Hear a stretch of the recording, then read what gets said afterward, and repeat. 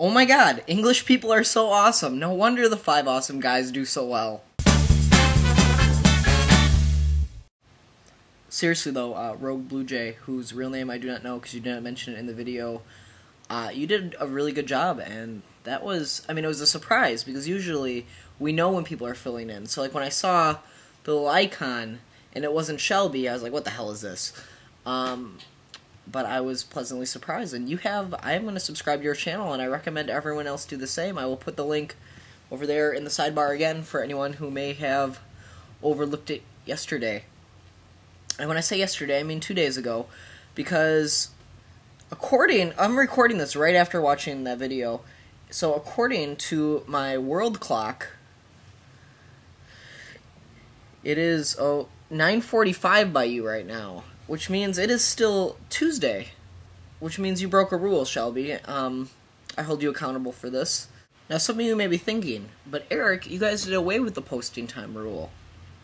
And while that's technically true, this video was posted on a completely different day, which means, to me at least, that if it's your day to vlog, you have to, or find someone to fill in.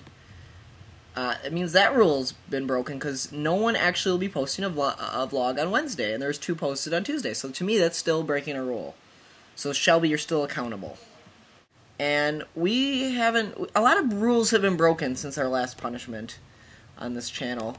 And it kind of has become, we don't really do punishments anymore. I know that everyone has actually broken a rule at some point, but I would have to actually cite when that happened to punish you, and I don't feel like trying to figure out exactly when it happened. So Shelby, you're the first one to get punished in this new era of punishments. And so Shelby, you may ask, what is your punishment for having your Wednesday video posted so early? And it's, a while ago when I talked about the new Pepsi logo, I was going to write a letter to Pepsi, and I was going to read it on the channel, and I thought it'd get a laugh, and the letter was just going to be explaining my distaste with the new Pepsi logo. But I haven't done it yet, and I'm just kind of feeling unmotivated, but I still want Pepsi to understand my distaste. And everyone else left comments saying they really hated it too. So it's not just me, but I was going to write a letter, and I've decided not to. And so, Shelby, your punishment is you have to write a letter to the Pepsi Corporation on my behalf explaining my distaste with the new logo. You can address it from me, and you can sign it as me. That's fine. I give you my permission for that. I have to approve it first, so you'll read it in your next video, and then we'll approve it or disapprove it. I'll give you my information, so you can put my address and stuff on it. But I'd like for Pepsi to know my distaste. I'd like you to write a kind of a lengthy letter if you can. Try to get it to like a page. That'd be great. And that's your punishment. And I'm gonna probably start doing punishments more often. So you guys need to watch the rules, as I have been, because I've been afraid of being punished. Because when we first started this channel, everyone was punishment crazy against me. All right, so on to other things. Sean, thank you for filling in on Friday. And thank you for calling me at 6 o'clock in the morning on Friday to ask for the password to this channel. I really appreciated that. Peter, how many times has fruit punch come out of your nose that you and your cousin couldn't figure out what time you were thinking of? Like, if fruit punch came out of my nose, I would probably at least remember where I was and probably what triggered it. You guys went through like 5 different scenarios of possible times that fruit punch could have came out of your nose, and I just thought it was ridiculous that you couldn't remember which time caused it. Amy, you and Sean both mentioned that you laugh really hard at times that are inappropriate, and I think it's necessary for me to share the story then.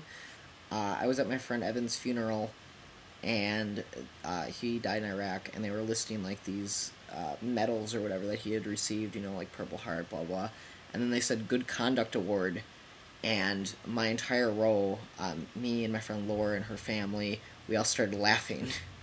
And which, if you knew Evan, laughing at him receiving a Good Conduct Award made a lot of sense. And I don't think he would be at all bothered that I laughed at his funeral about that. But obviously, other people in there didn't understand. I think, like, someone important, like the governor or someone, was sitting in front of us, and, like, it just seemed really inappropriate. I don't feel bad about it at all, because the big guy's cool with it. I know that. But, and, like I said, sharing the story, like, you guys probably don't completely understand because you had to have known the guy. But, yeah. Amy, your question was, like, about our favorite, like, snow stories. And I don't really think I have like one that stands out, but pretty much any time my friends ask me if I want to go sledding, I usually think I'm not gonna like it because it's so cold and I hate cold. I usually think it won't be fun, and I always have an amazing time sledding. Sledding is so cool. Everyone should go sledding. You can't be too old for it. There's a good hill in Racine that we usually go at, and I went sledding for the first time in Milwaukee. There's a pretty cool hill. I was on the day it snowed like a ridiculous amount in Milwaukee. I don't know if Chicago saw any of that, but it was like the first really big snow, and like the roads were like terrible, like, and there was like no sidewalks. Like everyone was like walking in the middle of the road, and that was a pretty cool day. We like walked around, and like anyone that we saw stuck in the snow, we pushed them out, and it was pretty cool. So I think that might sort of answer your question. Probably not. Maybe. Okay, so I'm having a hard time coming up with questions lately because I feel like now at this point in the project we're all friends, and like a lot of the questions that we've had in the past have been like getting to know you questions. So I think in the future I'm gonna try to either do, I mean, I'll do some questions, but I'm gonna mainly do challenges or individual questions. And so this week I'm gonna do the challenge, and it is you have to show 3 unique things about the place you live, and I mean like the house you live in, not like the city. Um, so yeah, 3 unique things. And I'll do that next week. See everyone next week.